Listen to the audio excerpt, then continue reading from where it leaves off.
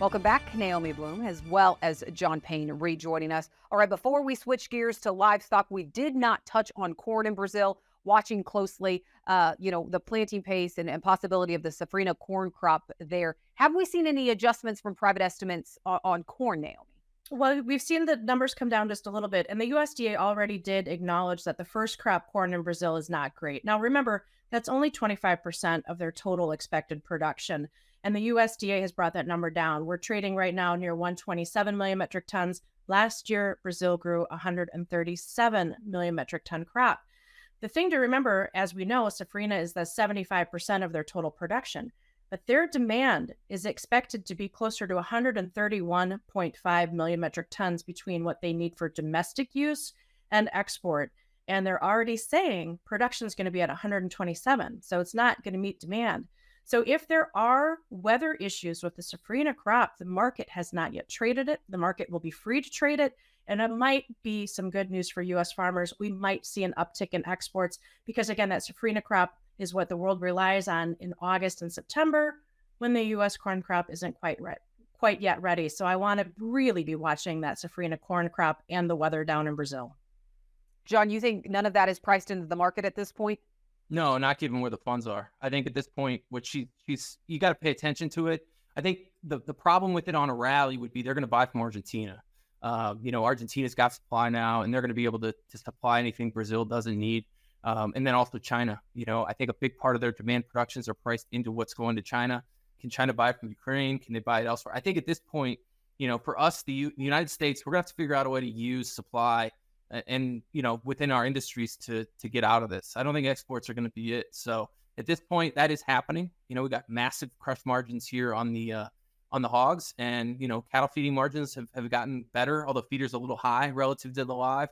But all those things are bullish and supportive for price over the long run. The problem is the carry. The carry could just kind of melt away as we go forward.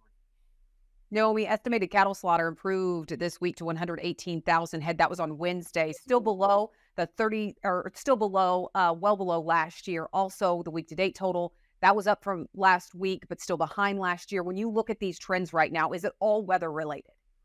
In the short term, it has been. I think also what the market is doing is a little bit of a technical buying spree ahead of the cattle on feed report.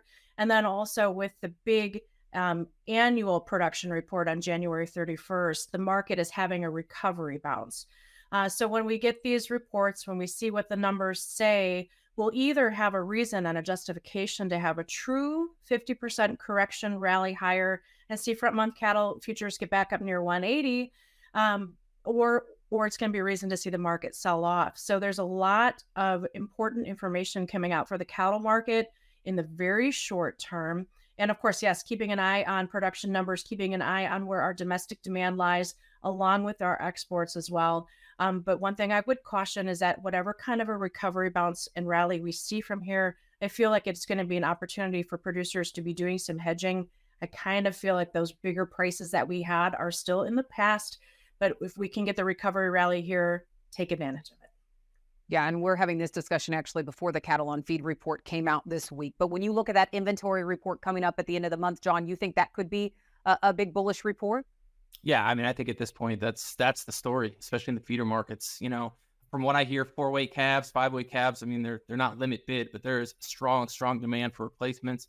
You got weather that's better in Texas, got rains on the way. I would imagine that Weiss pasture is going to be as full as it can. The problem is going to be the numbers. And at this point, the cow-calf guys I know have not increased supply. It's been too expensive. So I think you're going to need to see more. And as far as the live goes, we got to see the beef stay high. If the beef can stay high, I think live can do well.